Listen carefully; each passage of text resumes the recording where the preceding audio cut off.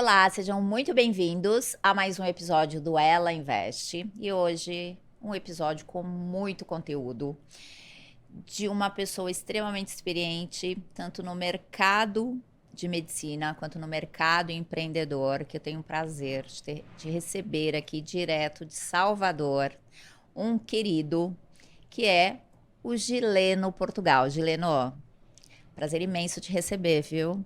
Ô Cláudio, o prazer é todo meu. Eu acho que é um momento ímpar ter essa oportunidade de estar com você aqui, trocando experiência, batendo papo, trocando ideias e tendo a oportunidade de compartilhar com você, que é uma pessoa que eu admiro bastante.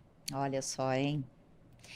Elogios. E eu também te tenho muita admiração por você. E cada vez que a gente vai conhecendo, né, Gileno, a Uhum. gente realmente vai, enfim, vai gostando ainda mais, porque ver a trajetória, eu acho que vai montando laços aí, né? Então é recíproco. Gileno, estava lendo aqui um pouquinho da sua biografia, né? Eu acho que é interessante você falar, mas assim, tua experiência, você se formou em medicina, na luta aí, provavelmente eu quero que você conte um pouquinho da história, mas o mundo do empreendedorismo realmente te cantou, né? Você Uhum. tinha já uma veia empreendedora, né? Provavelmente do teu pai aí, viu muito, e aí você trouxe isso muito grande. Mas o que você transformou, todo o teu conhecimento, a tua habilidade e o teu sonho de ter algo e trouxe isso para o empreendedorismo é algo gigantesco. Então, Uhum. assim, primeiro, meus parabéns. Eu fico muito feliz de ter você aqui. Fora que você também super investidor em startups, está sempre validando, né? Sócio da Nuvini, sócio em outros negócios. E assim, não só um empreendedor em série, muito Uhum. mais do que isso, é um agregador em série para o Uhum. ecossistema. Muito obrigada, viu? Então, Cláudia, na verdade, assim, a minha história começa. Eu me formei em medicina em 91 e aí vim aqui para São Paulo, fiz residência médica no Hospital das Clínicas e voltei para a Bahia com um propósito, né? Um propósito de fazer a melhor medicina que eu pudesse fazer no interior do estado, mas ao mesmo tempo enxergar de forma global oportunidades. Então, assim, o primeiro dinheiro que eu ganhei em medicina, eu comprei uma carreta e em um ano eu já tinha 3 carretas e eu chamava que era uma mini transportadora. E aí depois eu descobri que talvez aquilo ali não era mais minha praia e aí eu pivotei rapidamente para ser dono de posto de gasolina e a medicina sempre como foco principal, como sendo a base, o alicerce. Era um sonho? Era um sonho. E esse sonho vem de quê? Meu pai foi Uhum. caminhoneiro. Então, Uhum. assim, a gente sempre reproduz um pouco da história da história dos nossos pais. Então, meu pai começa como caminhoneiro e eu resgatei isso. Eu nunca esqueço que eu tenho uma foto de minha filha com 2 anos segurando o volante do caminhão. Olha. E eu guardo essa foto até hoje com muito carinho. Aham. É história, né? Representa a vida da Aham, gente. claro. E aí, assim, eu vendi os postos e aí, junto com o meu sócio, a gente investiu tudo em medicina, que era, na Aham. verdade, assim, o core business principal. E aí a gente começou trazendo um modelo, um conceito de tratamento integrado ao paciente oncológico, isso há 25 anos Sua atrás, especialização, oncologia, oncologia e hematologia. hematologia. Então, Aham. na época, no interior da Bahia, a gente só tinha Salvador como um grande centro de tratamento e a Quer gente dizer, o pessoal tinha que se deslocar, né, para a deslocar cidade. isso. E em Feira de Santana, que fica a Aham. 100 quilômetros, a Aham. gente construiu um centro diagnóstico. Então, o paciente ele entrava lá, fazia todos os exames, começava o tratamento em 72 horas e a gente conseguiu fazer isso dando o mesmo padrão de qualidade que ele teria nos grandes centros. E aí foi que nasceu o Grupo MED. Depois a gente focou na área de diagnóstico por imagem e aí nós fomos para as grandes cidades do interior da Bahia e hoje nós atuamos em 12 cidades na área de diagnóstico por imagem, tomografia, ressonância, ultrassom, mamografia, densitometria, biópsias em geral, e em Uhum. 47 cidades na área de análises clínicas. Então, assim, a gente sempre enxergou um oceano azul de oportunidade no interior do estado. Fomos para a capital depois que a gente já tinha uma marca consolidada no interior. Então, eu falo que a gente fez o caminho inverso de todo mundo. Então, as pessoas começam na capital e vai para o interior. A gente Tá. começou no interior, consolidou a marca, Testou o fomos para a modelo, capital. enfim, Isso, equipamentos e tudo, ganhou experiência para realmente colocar isso na capital, né? Que também é uma estratégia, né? Uma isso. estratégia boa. E aí isso faz com que a gente tinha uma matriz de risco muito bem cuidada. Porque, assim, as fontes pagadoras são muito diversas e o interior você ainda consegue ter um perfil ainda pouco dependente das operadoras de plano com mais particular. Uhum. Então, com isso, a gente faz com que o Grupo Med ele tenha uma base de receita bastante diversificada e Tá. faz com que qualquer problema que tenha em uma determinada região não impacte na outra. Então, a gente tem um grupo muito sólido e um grupo que, ao longo do tempo, se mostrou muito resiliente às crises, ao processo de consolidação do mercado. A gente sempre foi muito cuidadoso com os processos. Nós contratamos a Deloitte há 20 anos atrás, quando pouca gente contratava consultoria. Depois contratamos a Falcone para fazer um outro processo de Uhum. ajuste nos processos. Então a gente foi sempre muito antenado de ter consultorias, de ter pessoas que pudessem formar time para para poder a gente expandir da melhor forma possível.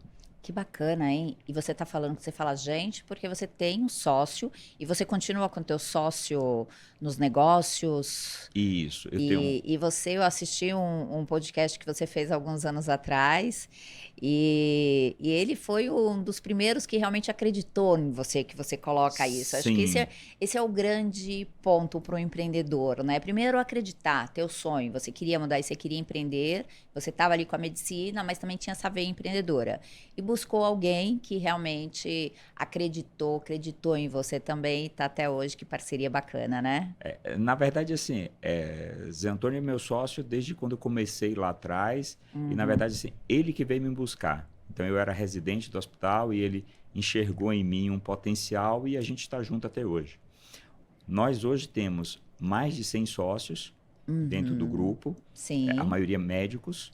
Nós não Um temos império, sócios né? Já criou aí. investidores. Uhum. Temos mais de 1.100 colaboradores trabalhando com Tá. a gente.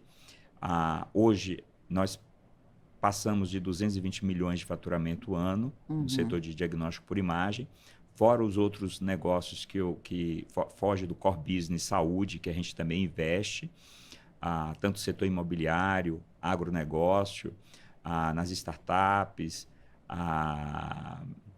em crédito de carbono. Então, assim, tudo que a gente enxerga valor, por exemplo, agora a gente está inaugurando usina de energia solar, aonde a gente vai fornecer para todo o Grupo Med energia através de geração distribuída das nossas empresas com investimento próprio. Então, por quê? Gerar valor dentro do nosso próprio core business. Então, como é que eu consigo extrair o máximo de valor? Quando eu começo a enxergar para dentro e vejo aonde eu posso capturar mais valor e isso está Uhum. escapando do meu dedo, da minha mão. Então, assim, energia é uma coisa que eu compro, eu tenho um custo mensal de R$ 500 mil de energia, porque esses equipamentos consomem muita energia com Sim. ar-condicionado. Uhum. Então, eu tenho um custo de 6 milhões ano de energia, Uhum. então não faz sentido eu comprar de uma distribuidora. Faz muito mais sentido eu pegar o CAPEX, construir a usina e vender essa usina para as minhas empresas, aonde eu ganho como investidor, porque eu peguei o meu capital e imobilizei na construção da usina, Uhum. mas a empresa eu também vendo com uma taxa de desconto de 10 a 20%. Então ganha a empresa e ganhamos como investidor. Então essa é a mentalidade do investidor. Ele tem que estar preocupado com o bem-estar de todos, não só do investidor, mas de quem também está na outra ponta. Então, a nossa visão é trabalhar com cuidado de todo o ecossistema que está envolvido ao nosso redor e com foco principalmente no cliente. Eu acho que assim, a razão de existir de uma empresa são os clientes. Então, quem não cuida do cliente, automaticamente ele deixa dinheiro na mesa e tem um risco de fechar o seu negócio no médio e longo prazo. Então, o Grupo Med, ele nasceu com a essência de dar a melhor experiência do cliente em todas as vezes que o cliente procura o nosso serviço. Então, nós cuidamos de pessoas em todos os momentos que ela está. Quando ela está bem de saúde ou quando ela está doente, ela é amparada com carinho, com amor, e ela tem uma experiência diferente quando ela é atendida. Eu falo que o Grupo Med, ele trabalha como se fosse boutique, diferentemente de produção em série. Então, você entra numa empresa, tem lá 8 máquinas de ressonância, você é mais um número ali esperando fazer o exame. O cliente do Grupo Med, ele tem um conceito de boutique. Qual é o conceito de boutique? É aquele atendimento que você entra numa loja, não é uma loja de varejo, é uma loja que vai ter um atendimento personalizado, vai ter um sorriso quando você entra, você vai ter uma atenção na linha do cuidado, desde a entrada, desde o agendamento, até quando o cliente recebe o exame. Isso faz total diferença. Então, é esse olhar 360 graus que nós temos que ter com o nosso cliente, que faz com que as empresas elas possam se perpetuar ao longo da vida. A longevidade de uma empresa, ela traz muito da essência do conceito dos seus gestores, de como você enxerga ela daqui a 5, 10, 15, 20 anos. Que bacana, hein? Que lição, hein? Ô, Gileno, a gente estava conversando sobre isso, e aí quando a gente está falando aqui no mundo das startups e na área da saúde, que nós temos as nossas health techs, e principalmente que a gente vai validar ou aparece algo novo, a gente sempre se depara o seguinte, né? E essa é uma fala que provavelmente para os próximos anos ela vai deixar de ser tão assim, porque se fala sempre que o médico ele não tem experiência no negócio, né? O médico sabe fazer medicina, o médico não sabe fazer negócio, o médico não sabe cuidar das finanças, o médico não sabe fazer uma contabilidade, né? O médico sabe atender muito bem. E aí, escutando você falar com tanta propriedade e com tanto vigor, assim, falando do empreendedorismo e do teu lado empreendedor, eu acho isso fascinante, né? E aí você tem esses dois lados, o médico e o empreendedor. Queria a sua visão sobre realmente essa classe médica, se a gente tem percebido essa mudança ou se você acha que você era um ponto fora da curva mesmo, porque você tem toda essa jornada, essa experiência na tua vida. E assim, Cláudia, eu vejo que assim, como toda profissão, a medicina está mudando, entendeu? Então, eu acho que assim, se o médico de hoje ele não for um pouco administrador e empreendedor, ele dificilmente vai conseguir se posicionar no mercado de trabalho com destaque. Ele vai simplesmente ser funcionário de um grande ecossistema de saúde. E isso não é demérito nenhum. Então, assim, eu acho que existe 2 perfis de médico. Aquele médico que ele vai estar lá fazendo assistência de qualidade à saúde, e nós vamos ter um subgrupo de médicos que ele tem que ter alguns soft skills, ele já tem que ter algumas características de personalidade que ele vai agregar valor ao longo do tempo pelo processo de aprendizado e pelos estudos. Então, assim, nada acontece por acaso. Então, quando eu contei lá atrás que eu tive o apoio da Deloitte, eu tive o apoio da Falcone. Então, assim, a gente tem que se cercar de pessoas boas para trocar experiência e a gente evoluir ao longo do tempo. Então, eu vejo que, assim, nos últimos anos, a preocupação, inclusive das faculdades de medicina, de preparar mais o médico para ser um gestor, um empreendedor e não só um médico, porque assim, eu lembro quando eu saí da faculdade, eu não sabia nem o que era contabilidade, nem como era emitir uma nota fiscal, não sabia nada. Então, assim, só que eu me joguei ao mesmo tempo para ser dono de caminhão, dono de transportadora, dono de posto de gasolina. Então, assim, é um misto. Você né, queria fazer dar certo. Isso. Então, assim, eu sempre falo que medicina sempre, para mim, foi o meio. Foi o meio. E não o fim. Então, assim, eu adoro medicina, eu fiz uma formação muito boa, me dediquei ao máximo e eu sempre tive um cuidado. Parar a medicina quando eu estivesse na crista da onda. Também. E não quando eu estivesse tomando um caldo da onda. Então, eu parei há 8 anos quando eu enxerguei que eu já não tinha mais tempo disponível para ser o melhor médico do mundo. Eu não tinha mais carga horária para estudar e me manter atualizado. Então, aí eu falei, não, eu tenho que ter a humildade de saber que agora chegou o tempo de parar como médico mas ao mesmo tempo eu abri um leque de novas opções como gestor, como empreendedor, como investidor. E aí, coincidentemente, nesse período aparece a pandemia e a gente vai para home office, a gente monta uma equipe toda para dar suporte às empresas, aí aparece o home office, que era uma coisa quase no setor de saúde impossível de acontecer, começa você a ser mais produtivo, porque você tem mais tempo para poder fazer, e aí foi que surgiu o meu ciclo de investimento em startups. Foi aí que eu conheci a Bossa Nova, foi aí que eu conheci João Klepper, foi aí que eu conheci Pierre, foi aí que eu conheci Cláudia Rosa, foi aí que eu conheci as grandes cabeças pensantes do setor de startups do Brasil. Que E aí foi um bacana. aprendizado fantástico, convívio com eles, e boa parte dos meus investimentos em startups começaram em 2019, logo antes da pandemia, e se intensificou durante esse processo. Poxa vida, que bacana, hein? Aí você vai construindo uma estrada, né? Vai abrindo essa estrada e vai trazendo pessoas aí, né? E com certeza todas essas pessoas ou esses aprendizados também voltam para o teu negócio, né? Sim. De alguma forma você deve olhar soluções, olhar modelos de negócios que vão acrescentar ali para vocês, ou por que não, né? Montar uma carteira aí como investidor diversificado, mas sempre pensando para a tua empresa ou empresas ou médicos, né? O que realmente pode ajudar ali a medicina. Esse olhar de especialista, ele é fantástico para todo mundo, né? A gente conversou um pouquinho e a gente está falando justamente disso. Como que a experiência agrega para esse mundo de startups? Como é que a gente consegue realmente alavancar tudo isso, né?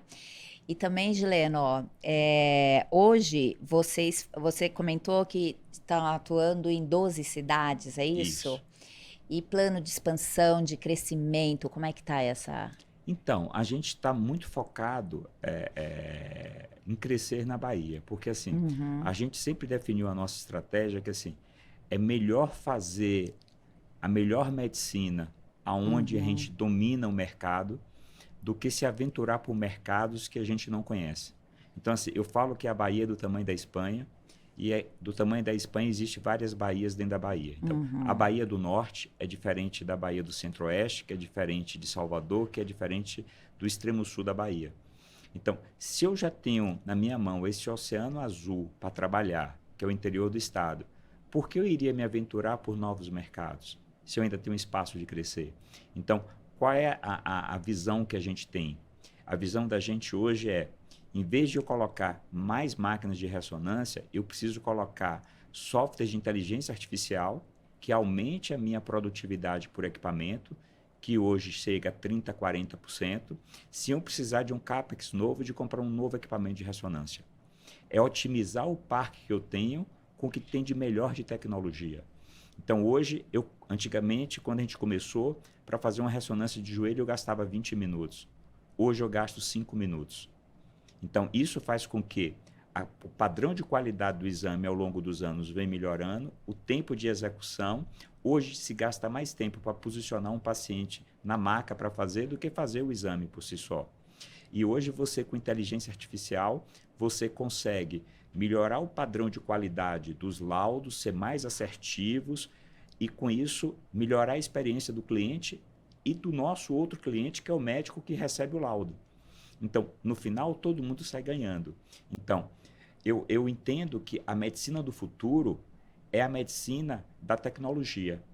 Então, a gente vai ter 3 pilares na medicina do futuro. Muita tecnologia, o cliente e hotelaria. Então, essa vai ser a medicina do futuro. Então, é a integração desses 3 stakeholders. E os 3 são complementares. Então, hotelaria de qualidade, um cliente satisfeito e investir em tecnologia para aumentar produtividade, para melhorar processo, eficiência, Sim. entregar valor Exato. ao acionista. Esse é o grande objetivo de todas as empresas do setor de saúde, entregar valor. E como a tecnologia para a área da saúde tem ajudado, né? como a tecnologia, ela veio transformar o nosso mundo, né? E a gente sabe que isso, em todas as áreas, a importância. Mas, assim, eu fico realmente impressionada e agradecida de saber que tem tantas pessoas realmente trabalhando, e você sabe disso, o quanto nós temos de centros e hubs e hospitais e um ecossistema gigantesco na área da saúde trabalhando tecnologia, tanto no Brasil quanto fora, né? E aí, é o que você falou, são esses ganhos, esses benefícios, e estamos aí comprovando tudo isso cada vez mais. Mas um ponto principal que você falou, realmente, é essa mudança de mindset Uhum, do médico, né? uhum, Além de ter a tecnologia, olha só, o médico ele se forma em medicina, mas ele tem que conhecer tecnologia e tem que conhecer sobre empreendedorismo, uhum. né? Então, quer dizer, a gente está falando aí de uma nova era, que isso já tem alguns anos, a gente sabe disso, mas o quanto realmente isso é importante, né? Tá discutindo tudo isso e a presença de médicos nos nossos eventos também, como são agregadores, como isso é muito bacana. E eu acho que assim, existe uma nova geração de médicos que vão estar chegando aí nos próximos anos, que precisa ter esse acolhimento do ponto de vista de pessoas com experiência que vão ajudar eles a se formarem de forma mais completa. Então, exemplo, Uhum, o trabalho que você faz, Cláudia, é fantástico. Esse trabalho de poder transferir conhecimento a partir de experiência de pessoas que têm uma trajetória de vida isso. para novas gerações que estão chegando, Uhum, isso é fundamental. Porque assim, obrigada. eu falo que assim, existe dois perfis de gestores, o Uhum, perfil PowerPoint e o perfil raiz. O gestor raiz é aquele que tem 30 anos de experiência fazendo a mesma coisa, já errou, já acertou, já quebrou a cabeça, já deu certo, e ele traz uma matriz de conhecimento extremamente sólida e com a visão 360 graus. O gestor PowerPoint é aquele que, com 2, 3 anos fazendo qualquer curso em qualquer lugar, já chega achando que ele está preparado para resolver qualquer problema. O PowerPoint, ele resolve o nível 1, o nível superficial dos problemas. Mas eu falo que assim, quando chega para o nível 2, 3, precisa muitas vezes de ter a complementariedade do gestor PowerPoint e o gestor raiz. Eu não estou aqui dizendo que o PowerPoint é melhor do que o raiz, nem que o raiz seja melhor do que o PowerPoint. Eu estou falando aqui que ambos são importantes por ecossistema. uhum, Ambos se complementam. Então, é importante a gente fazer isso. E isso tudo se faz numa base aonde a educação e a formação é o pilar principal e a experiência é que vai uhum. dando para aquela pessoa essa capacidade de aprofundamento no processo decisório ser mais assertivo possível. Porque o que diferencia de um grande gestor, de um grande líder para um líder normal? É a capacidade de assertividade que ele tem, quanto maior o desafio lhe é entregue. Então, o grande gestor você conhece quando você coloca uma missão quase impossível para ele e ele te entrega várias alternativas e lhe entrega valor e resultado. O outro gestor, você joga para ele um problema e ele devolve o problema para você e fica Devolve no dois. ping-pong. Ping-pong. Ele te traz mais problemas. Isso. E aí é que a gente vê a diferença. Então, Aham, eu vejo que assim, a gente dentro da empresa tem uma coisa chamada escola de líderes. O bacana. que é escola de líderes? Nós Uhum, temos os 10 gestores sêniores que nós temos, eles formam a cada ano uhum. novos gestores que a gente escolhe dentro de um oceano de 1.000 colaboradores, aqueles que têm mais potencial de ser os gestores do futuro. Você valoriza o que você tem em casa e Isso. até ajuda, porque já tem todo o conhecimento, já tem a cultura, né? Tem a cultura, sabe da missão, sabe Sim. dos valores da E tem empresa, interesse. já conhece a empresa por dentro. Então, é muito mais fácil transferência de conhecimento na base da empresa do que você trazer talentos de fora. Mas você teve uma experiência assim algum tempo atrás, né? Que vocês contrataram um gestor, né? Acho que era Sim. CEO para o grupo, Uhum. e aí tinha um currículo invejável, né? Enfim, se a gente colocar hoje, falar do currículo dele, eu acho que muitos vão realmente se encantar.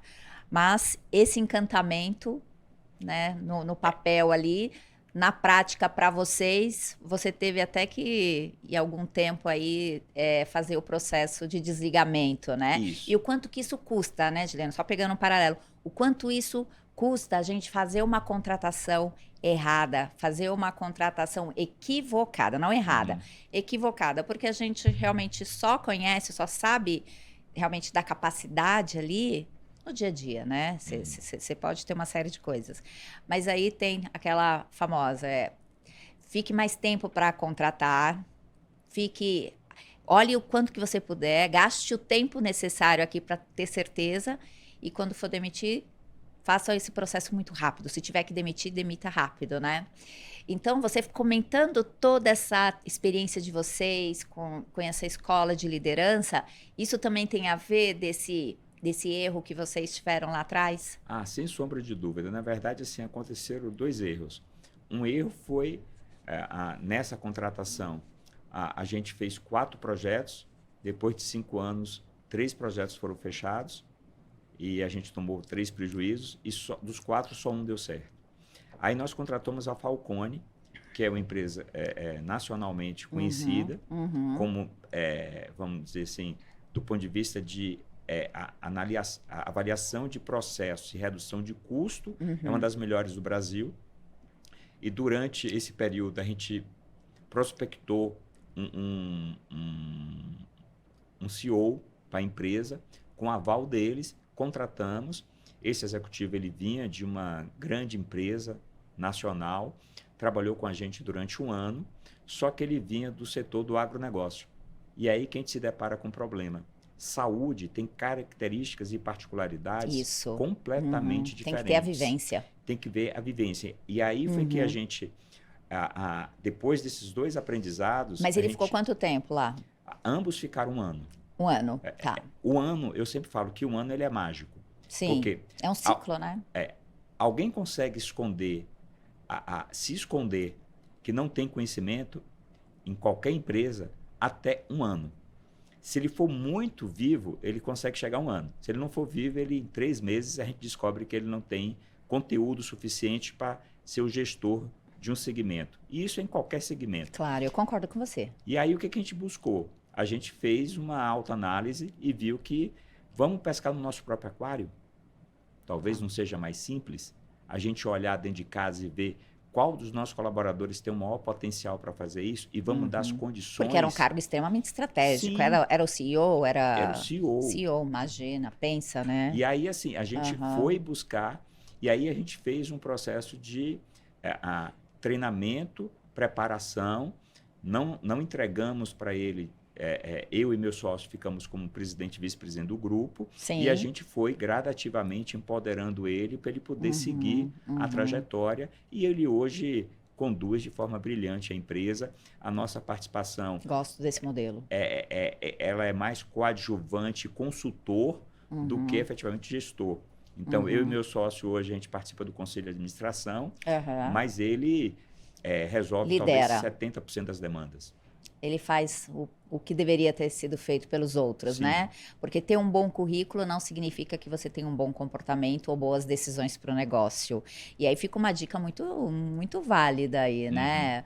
Que é a questão da vivência no mercado. E para o mundo das startups e para o mundo dos negócios, a gente sempre fala isso.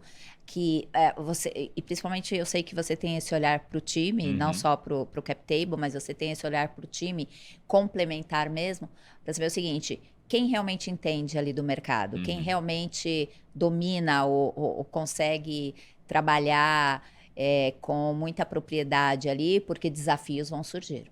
Sim, né? sim. E se você não tem pessoas que dominam, que conheçam, aí é muito mais difícil, porque a gente encontra muitas barreiras, né? O mundo das startups me ensinou muita coisa, né? Na verdade, assim, eu fiz a minha formação também de governança corporativa pelo IBCG, depois eu fiz um curso específico para startup, fui conselheiro de algumas startups, participo do conselho de Family Office e participo do conselho da minha empresa. E a gente vê ao longo do tempo que assim, as startups elas têm uma velocidade de crescimento na busca do aumento do faturamento, da melhoria do produto, mas esquece muitas vezes do back-office, de estruturar bem o back-office. E aí, quando você começa a ter um momento que o investimento diminui, essa dor começa a ficar muito grande. Então, você vê hoje startups fantásticas tendo dificuldade de captar recurso, porque na época que era para fazer o dever de casa, todo mundo se empolgou, o dinheiro chegou numa velocidade enorme e esse back-office que era para ter aproveitado parte desse recurso para estruturar melhor, para ter pessoas participando do conselho, participando da orientação, porque normalmente são empreendedores jovens, extremamente inteligentes, desenvolvem produtos fantásticos, Sim. mas infelizmente ainda não tem a maturidade Exato. de saber lidar que aquele dinheiro que entra tem que ser bem locado ao longo do tempo, porque quando ele acaba, para captar um novo, se você não entrega valor, você não vai conseguir. E aí os dry-offs acontecem, as dificuldades começam a surgir. Então eu penso que assim, a melhor startup do mundo, ela tem que ter o melhor, fazer uma analogia, né? Corrida de cavalo. Não adianta eu ter o melhor cavalo do mundo se eu não tenho o melhor jockey do mundo. Então, em startup, eu acho que assim, a primeira coisa que a gente deve conhecer não é o produto da startup, que é o cavalo, é o jockey, quem comanda, é o founder, é o cara que vai conduzir a startup ao longo da jornada que ela está trilhando. Então, a primeira coisa que eu acho que a gente tem que fazer a gente acredita nesse founder, a gente acha que ele tem capacidade de entregar valor ao longo do tempo. Depois que você acreditar nele, você entende a startup que ele está conduzindo. E o que eu vejo muita gente é fazer o inverso. É gastar horas e horas estudando startup e esquecer de olhar quem é o jockey. Exato. E o jockey faz a diferença total. Não adianta você olhar o modelo de negócio, né? O pessoal vende qualquer coisa no PowerPoint, se quiser, né? Giliano, você tocou num outro ponto para mim também, que para mim é super importante, que é o seguinte: não tenho a experiência que você tem em governança, né? Em conselhos. Sou recente, aí tem acho que 1 ou 2 anos que eu faço alguns conselhos, tenho crescido, né? Tenho aprendido muito e tenho participado de mais conselhos em várias empresas, startups também, e isso dá uma bagagem gigantesca. E aí, eu estava me preparando um pouco para o material para agora, para esse ano de 2024, olhando de que forma que eu posso agregar mais para o meu portfólio, para as minhas startups, para quem me procura.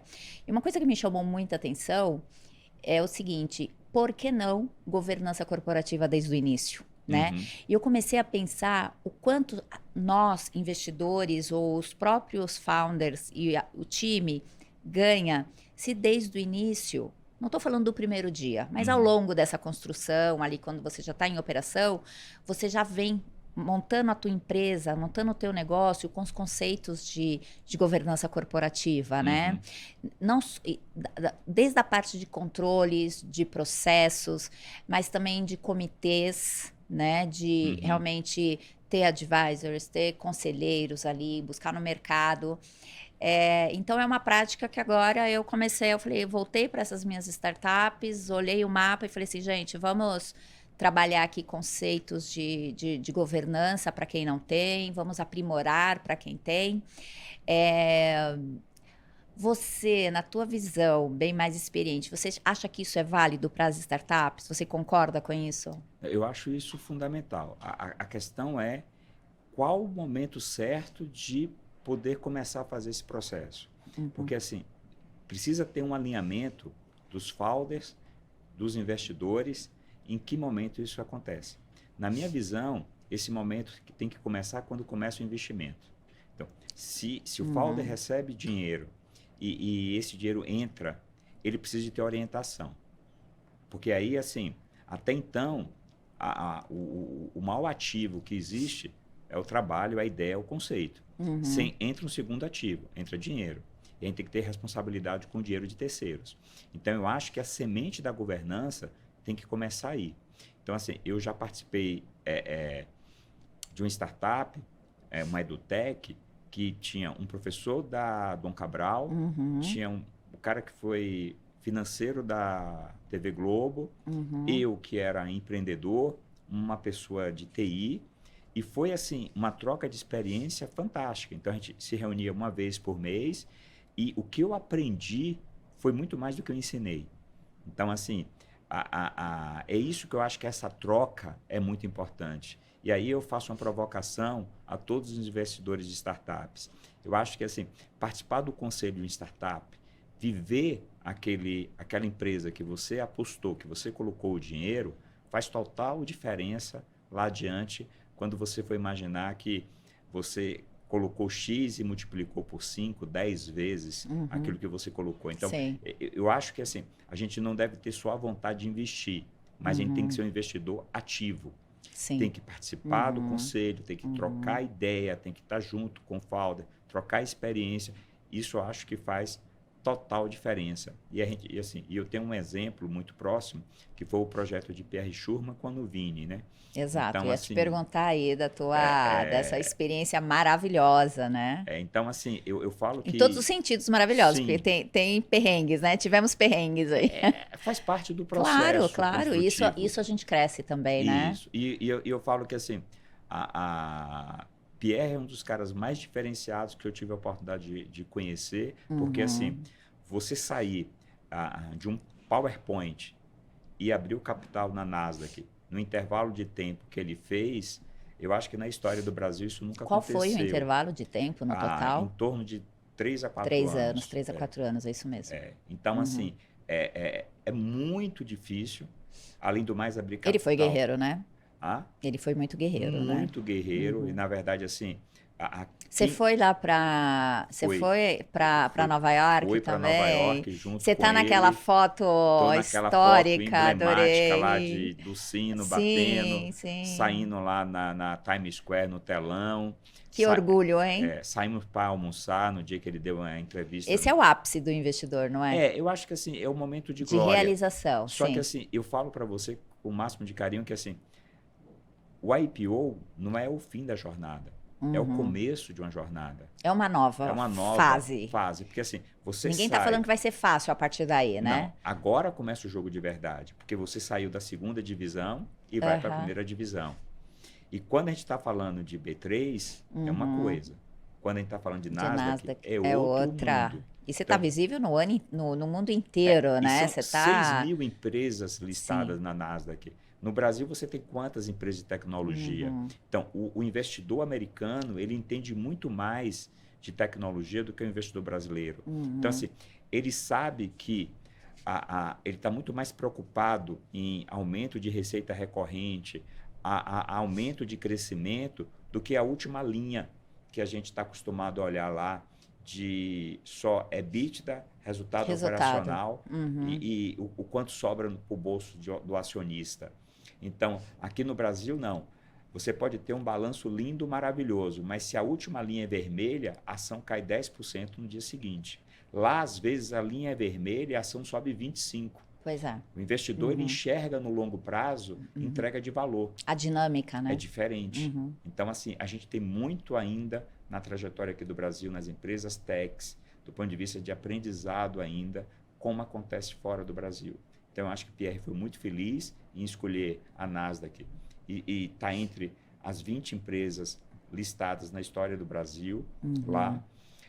Pierre é um cara obstinado a entregar valor na Nuvini. Então, a gente vai ver e ouvir falar muito de Nuvini nos próximos anos. Eu falo que a Nuvini ainda é uma criança que está na fase de dar os primeiros passinhos. Então, a gente vai ver a Nuvini virar adolescente, virar adulta e entregar valor muito aos acionistas que acreditaram. E relevância no mercado também, né? No mercado. Porque mais do que isso é o que é o propósito da Nuvini ali, Sim. né? A qualidade das empresas e também a qualidade na gestão, é o que você falou. O Pierre, eu conheço há alguns anos, né? Eu conheci quando ele se associou lá, o João Prabossa, e ele realmente sempre foi diferenciado, né? O foco dele, o modelo dele de gestão não tem como dar errado, né? Então, eu acho que mais do que isso, realmente é um modelo de gestão, de liderança que a gente acredita muito nele, né? É verdade. Eu sou um fã dele e de João Klepper. Na verdade, assim, ambos são pessoas especiais na minha vida, porque, assim, foram as pessoas que me introduziram nesse setor de tecnologia, de startup. Foram meus mentores e são pessoas que eu admiro muito. E grandes amigos, né? E grandes amigos, acima de tudo, né? Sim. O mundo da startup dá esse privilégio, Não né, Cláudia? Que bacana.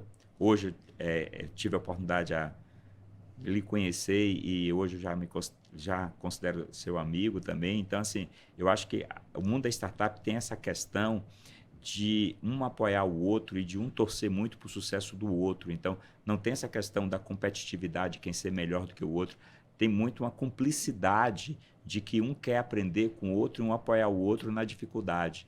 Então, Isso é eu falo verdade. que É agregador, é né? agregador, é uma irmandade. Tá. Então, assim, nós somos todos irmãos em prol de um Pois ecossistema é. transformador para o Uhum. Brasil e para o mundo inteiro. Então, nós fazemos parte de uma minoria que vai escrever a história do futuro do mundo, entendeu? Cada qual no seu quadradinho, mas nós somos importantes dentro desse ecossistema. No mundo das startups, a gente já está Isso, fazendo isso, né? isso mesmo. Aprender, errando, Aprendendo. aprendendo e ensinando, né? Muitas pessoas. Dilena, a gente teve a oportunidade de conversar sobre alguns assuntos que eu fico muito contente, assim, a nossa troca sempre é muito riquíssima. E a gente conversou também sobre diversidade, né? Uhum, Você sabe que diversidade nesse ecossistema ainda é um tema muito complicado. Quando eu comecei realmente a investir, ou quando eu comecei nesse ecossistema, até quando eu fui empreendedora, era tudo muito complicado. Para as uhum, mulheres, assim, não é sensação, não. Para as mulheres, nós temos mais barreiras. É, e aí quebrar essas barreiras, quebrar esses tabus, quebrar preconceitos e, sabe, mesmo assim, continuar, é, né, chega assim a ser bastante inspirador tudo isso. uhum, Então, se a gente parar para pensar, muitas mulheres acabam desistindo, uhum. não se sentem representadas, é mais difícil, é mais complicado e tudo mais. Eu queria que você falasse um pouquinho quero que você fale um pouco da tua visão desse mercado, da diversidade, como que você vê o papel das mulheres ali e até dentro dos teus negócios, Gileno. Eu Uhum, acho que assim, ter grandes líderes como você uhum, falando desse assunto para mim é maravilhoso, sabe? É super importante mesmo ter uhum. pessoas como você falando desse assunto.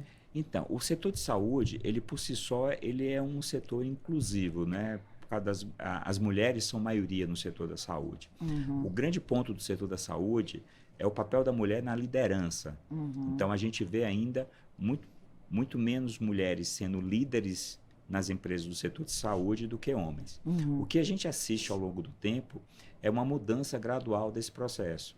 Eu acho que o papel da mulher e o empoderamento que ela está tendo hoje, do ponto de vista conceitual, de valor dentro das empresas, isso é notado em todas as áreas. Não da saúde não é diferente. Exemplo, na minha escola de líderes, mais de 50% das líderes são uhum. mulheres. Que bacana. Então, quer dizer, daqui a alguns anos nós teremos uma transformação aí nesse quadro de Isso. liderança, que é muito positivo isso. E o que eu vejo é que assim, as mulheres elas conseguem ter uma qualidade que nenhum homem consegue ter, que é o olhar 360 graus. Então a mulher ela consegue enxergar e resolver vários problemas ao mesmo tempo.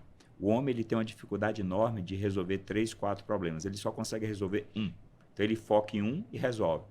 A mulher, como desde a educação dela, a formação dela, que ela é mãe, mulher, dona de casa, empreendedora, gestora, administra, ensina os filhos, acompanha a educação dos filhos, cuida do marido. Então, assim, Deus, quando fez a mulher com a capacidade plural. E, infelizmente, ele fez o homem com a capacidade muito linear. Então, é isso que eu sempre acreditei. As mulheres, na minha opinião, têm muito mais condições de ser melhores líderes do que os homens. E Por, você dá espaço para as mulheres? Você tem esse totalmente. olhar para os seus conselhos, para a tua liderança como um todo? Ou você só fica Totalmente. olhando o movimento? Não, eu acho que a gente consegue fazer isso porque, assim, no setor de saúde é até um pouco mais fácil, porque Uhum, você não tem tanto preconceito. Então, exemplo, numa empresa de ônibus, é muito mais difícil você ver mulheres dirigindo ônibus uhum. e isso ser escalado numa quantidade maior do que no setor de saúde. O setor de saúde, em algumas áreas, a mulher traz um acolhimento, uma percepção de cuidar maior do que os homens. Então, isso faz com que o número de mulheres que trabalham no setor de saúde é maior do que os homens. Não quero também aqui dizer que os homens também não tenham capacidade de fazer igual ou melhor do que as mulheres. Os homens também têm, mas eles precisam de ter mais disciplina, eles precisam ter mais cuidado para poder fazer tão bem quanto as mulheres. Que bacana. E no mundo do empreendedorismo, como que você vê o papel das mulheres? Como que você, quando você... Uma coisa é a medicina, outra coisa é esse tua experiência aqui no empreendedorismo. Como que você vê o papel das mulheres na liderança, o papel das mulheres ecoando aí nesse mundo de startups e inovação? Eu acho que há uma mudança na jornada, né? Então, assim, o que eu vejo hoje é que, assim, o papel da mulher ainda é pequeno para o Aham. potencial que a gente encontra hoje no setor. Então, você vê muitas mulheres protagonistas no setor do empreendedorismo, no setor da startup, mas eu ainda quero ver esse protagonismo ser muito maior do que hoje.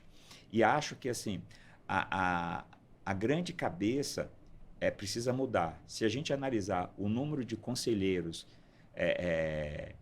de conselhos de administração das grandes empresas, o número de homens e o número de mulheres, a gente vê que tem um desequilíbrio abissal.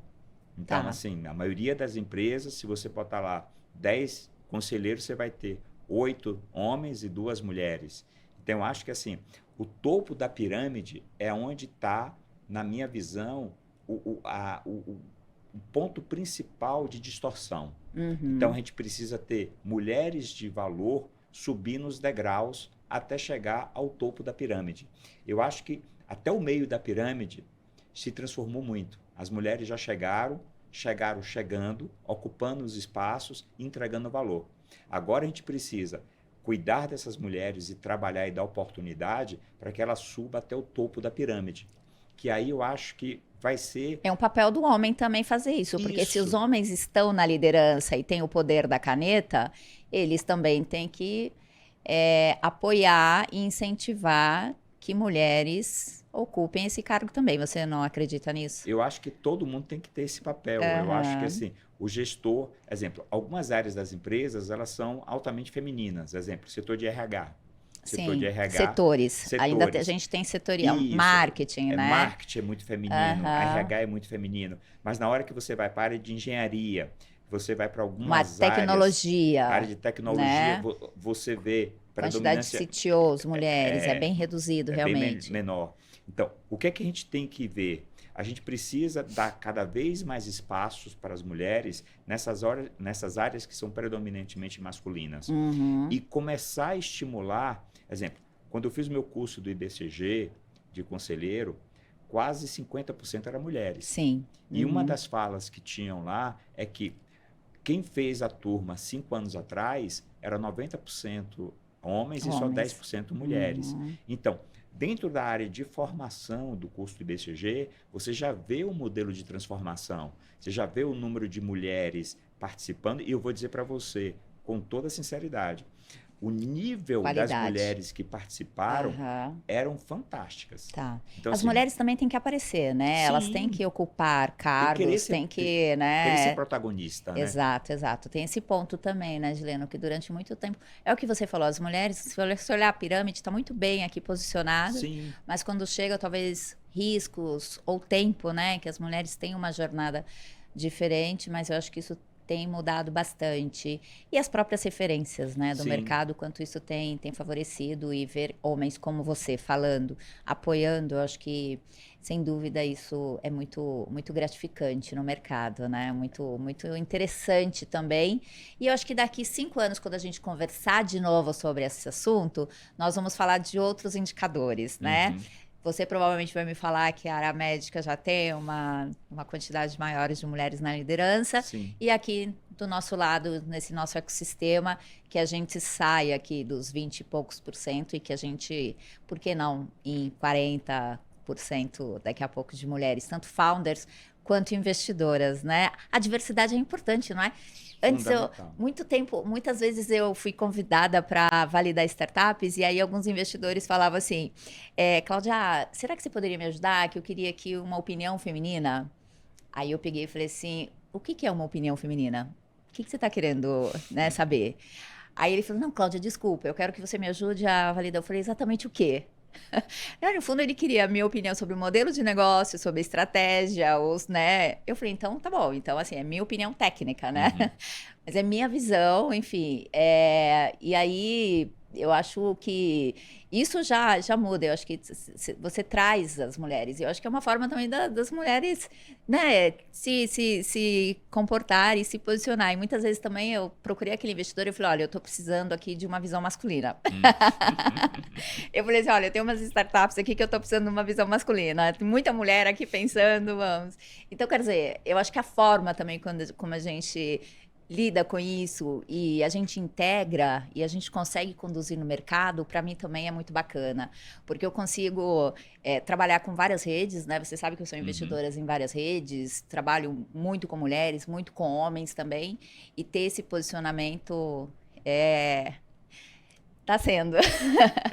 Eu acho assim, Cláudio, você é uma pessoa que inspira pessoas, entendeu? Então, eu acho que a gente precisa multiplicar esse número de mulheres inspiradoras. Eu acho Uhum, que a gente vive num mundo hoje que a inspiração, ela é o fator de motivação e de criação dos empreendedores. E a uhum. gente muitas vezes precisa desse start de inspiração. E você é uma mulher que faz isso, você inspira outras mulheres a fazer isso. Então, assim, o que eu queria aqui do fundo do coração era pedir que você continuasse nessa sua jornada, nessa sua trajetória, inspirando mais mulheres, porque mulheres como você são fundamentais para Uhum. inspirarem outras mulheres a seguir o seu caminho e isso virá um ciclo virtuoso de posicionamento das mulheres. Eu acho que todo o ecossistema sai ganhando. Que bacana, obrigada. Eu me sinto muito motivada e principalmente com esse empurrãozinho seu ali, né? E vamos continuar juntos. A gente se conectou faz pouco tempo, né? Uhum, Através aí de amigos. Querido doutor Yuri de Salvador também, e a doutora Kelma, dois médicos fantásticos que também têm veias empreendedores, mais do que isso, né? A participação deles da uhum, forma, né? E o que eles estão querendo levar de conhecimento aqui do lado do empreendedorismo para a classe médica é gigantesco, uhum. né? Eles realmente estão trabalhando esses conceitos, esse mindset, não por obrigação, mas poxa, e eles falam, Cláudia, isso foi tão transformador para as nossas vidas Uhum. que a gente gostaria de repassar isso para alguns, né, e tudo mais. Então, uma conexão muito bacana aí. Você já é investidor lá da Bossa, já parceiro, sócio e tudo mais. E aí a gente continua, né? Porque daqui para frente não te largo mais, viu? Vamos validar juntos startups, criar negócios Com e certeza. investirmos aí em mais alguns business, por que não, né? Gilene, eu fico muito feliz de você ter vindo aqui. Para mim, é um presente mesmo. Que você continue também inspirando, que você continue agregando bastante. E eu queria, antes de terminar, eu sei que você é um cara, você pode se denominar, mas para mim você é espiritualizado. Uhum, Você falou da sua experiência, né, no caminho Santiago de Compostela, que é um sonho uhum, para eu fazer. E você já fez, né? Você fez isso acho que há 15 anos atrás uhum, e vai novamente, né? Agora, daqui um mês, mais ou uhum. menos, e eu quero que você compartilhe comigo. Mas eu queria que você falasse rapidamente como que essa experiência da espiritualidade também é transformador para os seus negócios e para a sua vida. Então, Cláudia, a gente se preocupa muito em cuidar do corpo e às vezes a gente cuidar da mente. E a gente esquece muitas vezes de cuidar do espírito. A conectividade espiritual é uma coisa fundamental para o Uhum, equilíbrio total do ser humano. E a gente só consegue ser um bom gestor, um bom líder, se você está em harmonia com o todo. Então, não adianta eu estar com a cabeça boa, o corpo bom, se eu não me preocupo com a questão espiritual. uhum. Então, no primeiro caminho que eu fiz há 15 anos atrás, eu fiz 368 quilômetros e as pessoas me perguntavam por que você fez o caminho? E eu respondi de forma bem simples: agradecer a Deus tudo aquilo que Ele me deu. O teu objetivo Era era agradecer. agradecer. E o meu segundo caminho, eu volto de novo para uma reconexão com Deus, estar mais próximo dele, essa conectividade espiritual, buscando novamente agradecer a Ele tudo aquilo que ele me deu ao longo desses 15 anos e torcer que ele me dê saúde e força para que daqui a 10 anos eu possa voltar para agradecê-lo novamente. E uma sugestão que eu faço, quem faz o caminho, ele é, na verdade, convidado a fazer o caminho. É um chamamento, não é uma escolha. Eu não escolhi ir para o caminho, eu fui convidado a fazer o caminho. E todos nós somos convidados. Só basta a gente querer. Que Você está bonito, convidado. E eu farei, viu? E eu farei. Gileno, seus filhos, você tem um filho se formando em medicina, Uhum, né? Você tem uma outra filha já no mercado de trabalho. uhum. Eles também têm essa vivência, eles usam essa inspiração toda do pai? Assim, eu acho que filho é algo que Deus dá para a gente de forma especial. Eu acho que os filhos, eles complementam a sua história e melhoram você. Eu acho que Deus, quando manda os filhos, eles mandam os filhos certos para os pais. Para os meus filhos, me transformaram numa pessoa muito melhor do que eu sou hoje. Então, eu acho que eu aprendo muito mais com os meus filhos do que eu ensino. Eu aprendo com minha filha, que hoje mora na Holanda fazendo mestrado. Eu aprendo com meu filho, que vai fazer residência esse ano, porque eles são fontes de inspiração para mim. A dedicação, a resiliência, o foco, o nível de entrega, com 26 e 22 anos, fazem olhar para o espelho e falar, poxa, quem sou eu para poder não ter essa mesma força de vontade, essa mesma dedicação? Então, eu falo que os meus filhos me inspiram muito mais do que eu inspiro eles. Que bacana, que lindo isso. Para a gente finalizar, queria falar quem são as suas inspirações nesse ecossistema empreendedor e se você tem algumas dicas para os nossos empreendedores e investidores. Assim, eu acho que minha maior fonte de inspiração no empreendedorismo, ele faleceu há pouco tempo, que foi Abílio Diniz. Ele me ensinou também. muitas coisas e ele me ensinou uma coisa que eu acho fundamental. É longevidade com jovialidade. E isso eu tento trazer hoje para a minha vida como um dogma. Não é só ter uma vida longeva, mas é se permitir ser jovial, ter a vida leve ao longo das vidas. Isso então, mesmo. Abílio Diniz, para mim, é uma grande fonte de inspiração.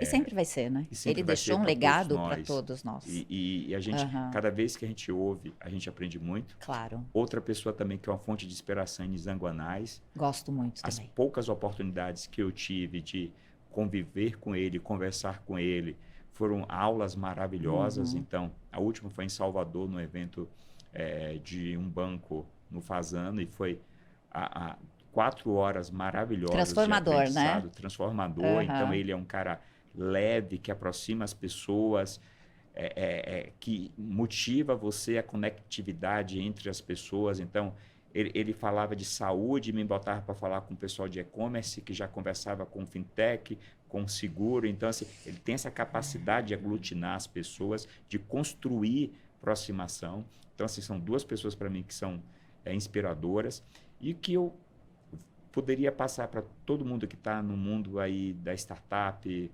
correndo atrás do seu sonho, é que, primeiro, o sonho grande e o sonho pequeno dão o mesmo trabalho, então sonhe grande. Segundo, resiliência, paciência e foco. São os 3 mantras que eu sempre segui na minha vida. Então, se a gente não tiver foco, se a gente não for resiliente e não tiver paciência para passar pelos obstáculos, nós não chegamos a lugar nenhum. Então, sempre lembre que essas 3 palavras mágicas, elas vão seguir a sua vida por todo o percurso. Que bacana. Uma aula com você aqui hoje. Eu ficaria muito mais tempo, a gente estourou o nosso tempo aqui, mas para mim parece que a gente está falando há pouquíssimo tempo, então eu quero de coração agradecer muito, te desejar muito sucesso, te desejar um caminho de Santiago muito abençoado, que realmente você consiga o que você está alcançando, eu sei que você vai ter, e na volta você vai me contar. Tá bom. Tá bom? Obrigado. Muito obrigada.